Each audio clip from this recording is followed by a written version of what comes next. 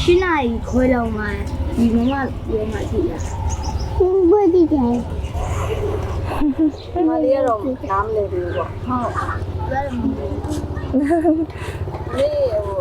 ရုံလာရောတမီနေရတယ်လားဟုတ်ရက်နေရောဟုတ်အကျိုးရဲ့ဒီမှာတမီနေတော့မလေးဆိုတာတမီဘလို့ခံစားရတယ်စိတ်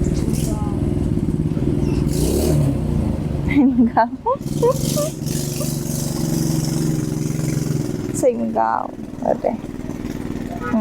ငိုနေတော့နော်ငိုနေတော့အမေတယောက်ရှိသွားပြီပေါ့မေမေဆုံးလဲအန်တီရှိတယ်လေနော်အရာရာအားတင်းထားမှာပေါ့သမီးရဲ့နော်ဘဝဆိုတာကံစီမံရပဲပေါ့မေမေမရှိလဲအန်တီရှိတယ်သမီးမှာအခက်ခဲရှိလို့ရှိရင်အန်တီကိုပြောအန်တီကအတက်နိုင်ဆုံးသမီးတို့လုပ်ပေးမှာပေါ့ဆီယာမဆိုတာလဲအန်တီသမီးကိုအသက်ပေးပြီးတော့ကာကွယ်သွားတဲ့အတွက်လေဟိုဆီယာမတယောက်လိုရဲ့လို့မမြင်ပါဘူးဒီမှာနေတော့လေ